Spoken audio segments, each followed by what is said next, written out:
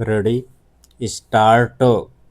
झारखंड में भर्ती परीक्षाओं में अनियमितता के आरोपों के बीच अभ्यर्थियों ने जो विरोध प्रदर्शन शुरू किया था, वह इस संबंध में राज्य सरकार के फैसले के बाद एक तरह से अपने निष्कर्ष पर पहुंच गया लगता है। सरकार ने TDPL के संचालन में हुई झारखंड कर्मचारी चयन आयोग संयुक्त स्नातक स्तर JSSC CGL परीक्षा रद्द करने का निर्णय लिया।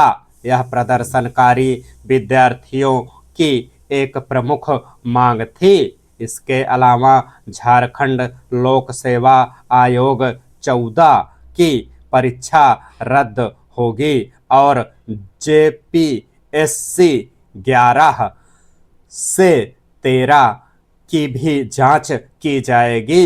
साथ ही सरकार ने परीक्षा आयोजित कराने वाली निजी कंपनी TDPL द्वारा आयोजित सभी परीक्षाओं और उसकी ओर से जारी नतीजों को भी रद्द करने का फैसला किया। इस संदर्भ में झारखंड के मुख्यमंत्री ने आरोप लगाया कि राज्य में काम कर रही कई कंपनियां एक बड़े परीक्षा गिरोह में संलिप्त हो गई लगती हैं। सवाल है कि अगर राज्य सरकार को इस बारे में पहले से भनक थी तो उसने उस कथित गिरोह की गतिविधियों पर रोक लगाने के लिए जरूरी कदम क्यों नहीं उठाया।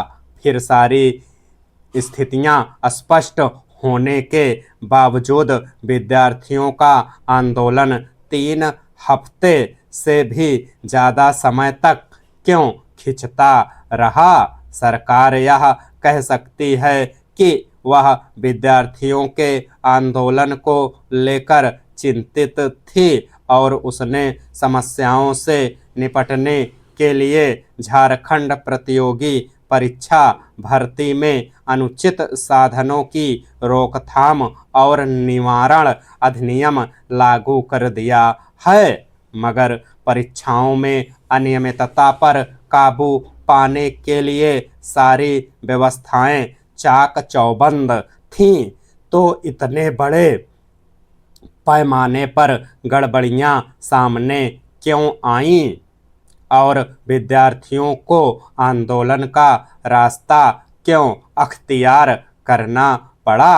हालांकि परीक्षाओं को रद्द करने का फैसला सरकार के सकारात्मक और लोकतांत्रिक रुख का संकेत है, लेकिन समूची व्यवस्था को दुरुस्त करने के लिए ठोस नीति और निर्णयों को जमीन पर उतारने की जरूरत पड़ती है।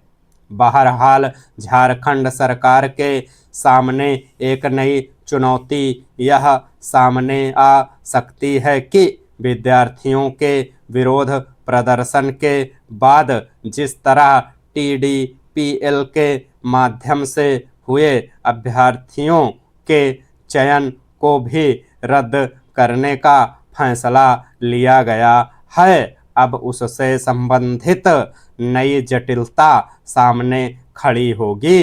गौरतलब है कि सरकार का फैसला अमल में आया तो उसके बाद इन परीक्षाओं के जरिए चयनित 1975 लोगों की नौकरियां खत्म हो जाएंगी और 2014 के बाद से हुई सभी नियुक्ति परीक्षाओं की जांच होगी।